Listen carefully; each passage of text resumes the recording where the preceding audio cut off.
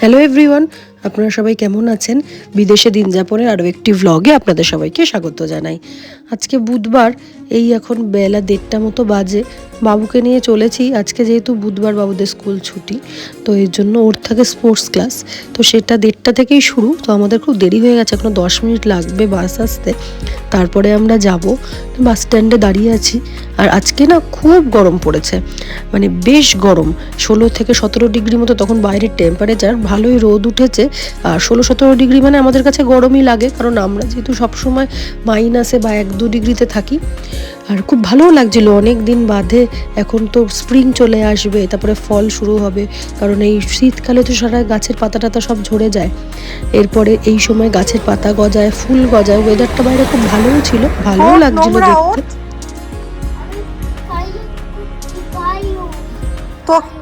তোকে উঠতে বলেছি আমি। ওঠ ওঠ, নোংরা কুড়াস না বাবু। এটা কায়ু।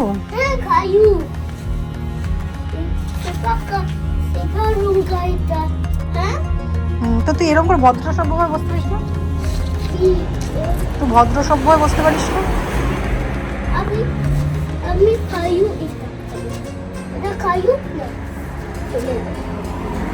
ওরকম না।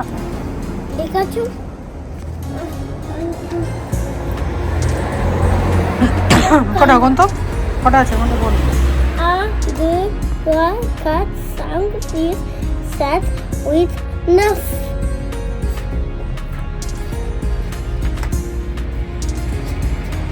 এর মধ্যে বাসও চলে এসেছে।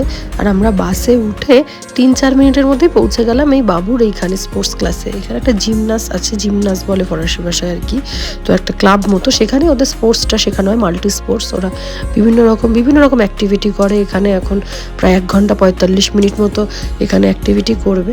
আর এইখানে দেখুন খুব সুন্দর রোদ উঠেছে বাইরে, এত ভালো লাগছে চারিদিকটা, এত সুন্দর সবুজ হয়ে রয়েছে যে দেখতে খুব ভালো লাগছে। অনেক দিন বাদে শীতকাল কাটিয়ে গরমের দিকে আমরা যাচ্ছি।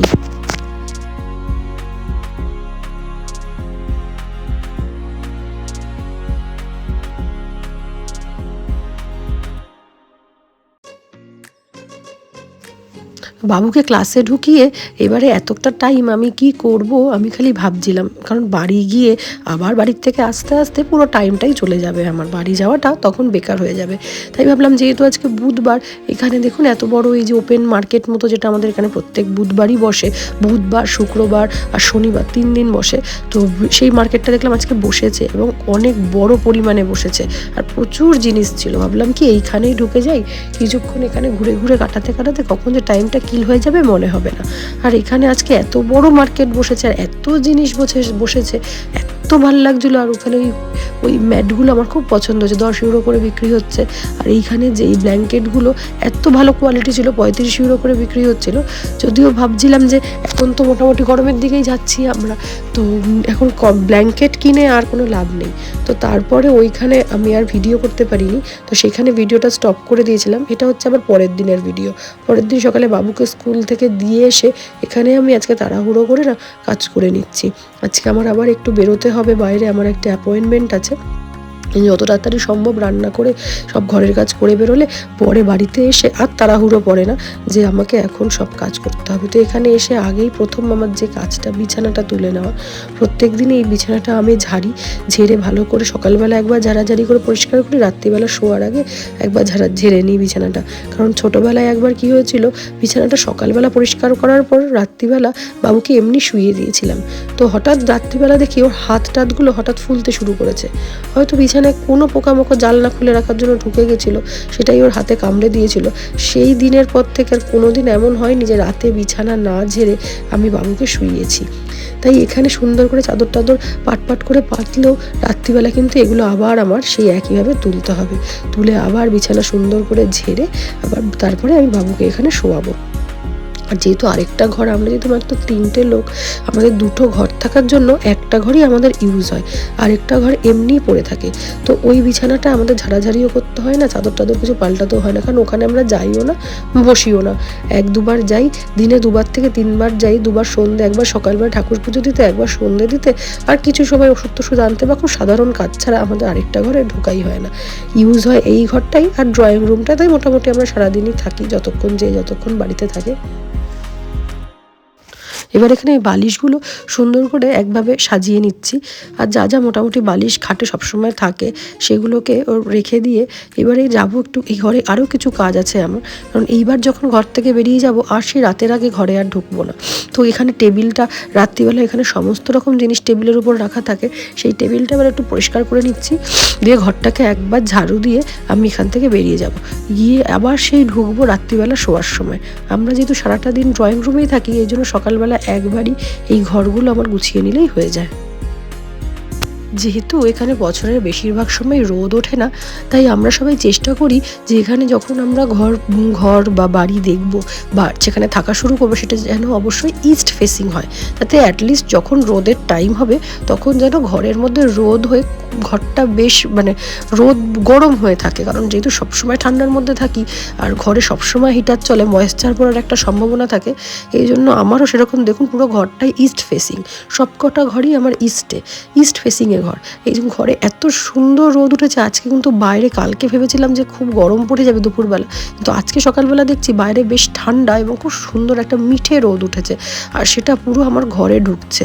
এবার এই জামা কাপড়গুলো কালকে মেলা ছিল, এগুলো পুরো শুকিয়ে গেছে, তো এখন আমি এগুলোকে এক এক করে গুছিয়ে নিচ্ছি আর এই রোদটাকে এনজয় করছি। রোদটা এত ভালো লাগে, যেহেতু এটা আমরা পাই না, এই জন্য রোদটা আমরা যেইটুকু পাই সেটাকে পুরো এনজয় করার মতো করে রোদটাকে ব্যবহার করি। আর ঘরটায় দেখতে পাচ্ছেন এত সুন্দর রোদ উঠেছে, আমার মনে হচ্ছিলো যে জানলাটা যদি একটু খোলা যেত আরও ভালো হতো। তো দেখলাম যে দরজাটা খোলার পরই এত হু করে ঠান্ডা ঘরে আসতে শুরু করলো যে আমার মনে হলো কি দরজাটা দিয়েই দিই। আবার তখন ভাবলাম যে না থাক, 15-20 মিনিট মতো খুলে রাখি, যাতে ঘরটা যেন ময়েশ্চার ফ্রি হয়ে যায়। আর বাইরেটা দেখতে পাচ্ছেন কত সুন্দর হয়ে রয়েছে, একেবারে সবুজ, আর এই গাছগুলো কিছুদিন বাদে পুরো পাতা গজিয়ে যাবে। শীতকালে যেহেতু পাতা সব ঝরে যায়, আর এখন তো পাতা গজানোর মরশুম, তখন আরও সুন্দর লাগে। আর কি হয়, আমার এই ব্যালকানিটায় যখন খুব হাওয়া দেয় তখন এই ব্যালকানিটার পাতা পুরো ভরে যায়।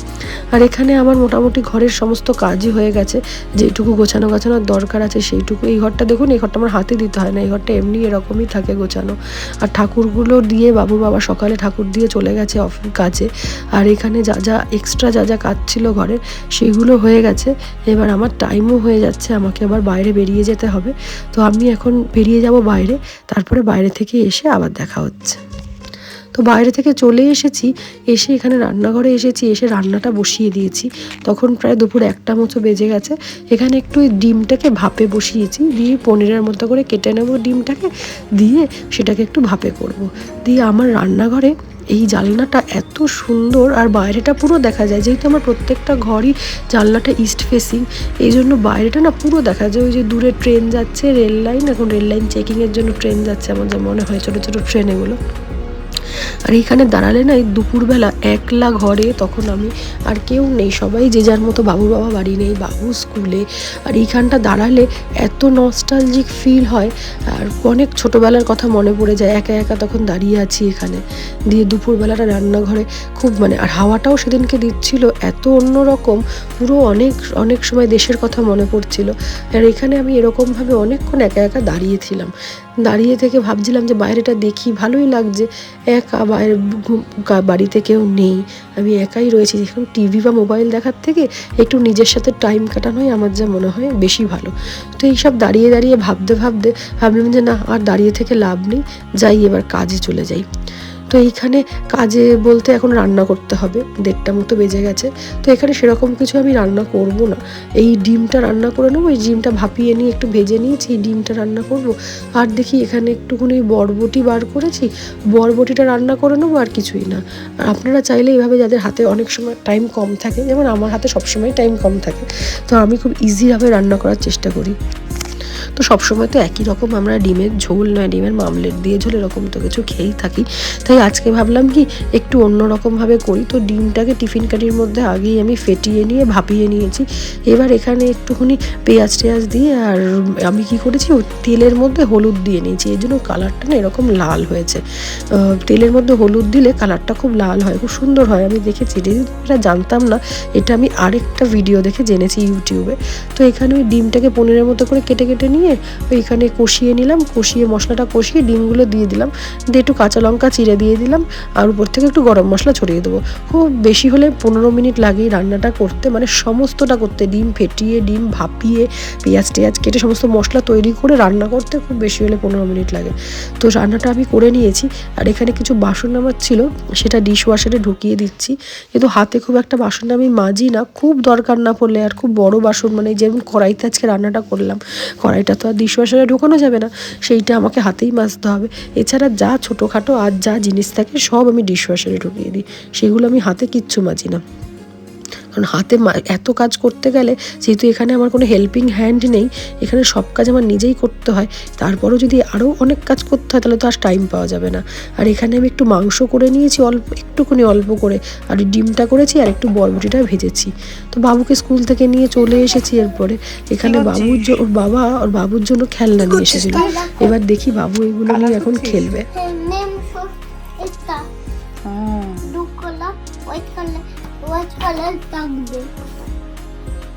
কে এনে দিয়েছে তোকে খেলনাগুলো? বাবা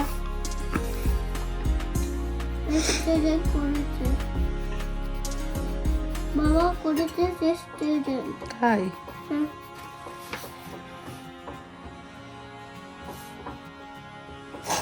আর স্কুলে কি করেছিস, কি খেয়েছিস স্কুলে? হ্যাঁ, কি খেয়েছিস?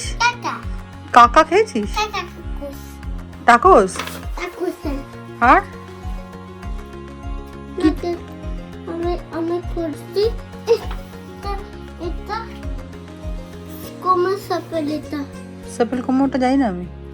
এটা সাপেল কোমা আমার এটা এটা স্কুলে আছে বোম্বতে।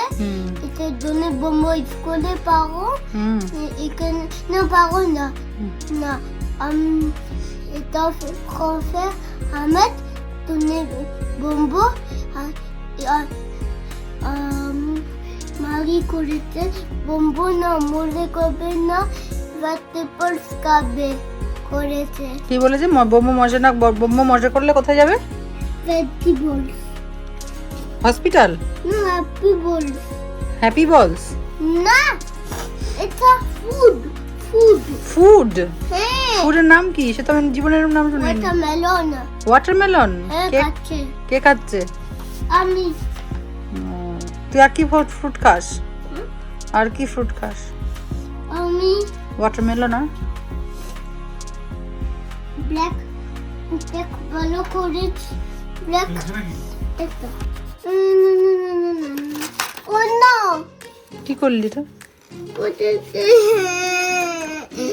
আমার কালার কিচ্ছু হবে না, তুই এটা কর, এগুলো তো কর, এগুলো কর, এগুলো তো আছে। আজকের ব্লগটা এই পর্যন্তই থাকলো। দেখা হচ্ছে আরও একটি নতুন ব্লগের সাথে। ততক্ষণ সবাই ভালো থাকবেন, সুস্থ থাকবেন। ব্লগটা কেমন লাগলো জানাবেন।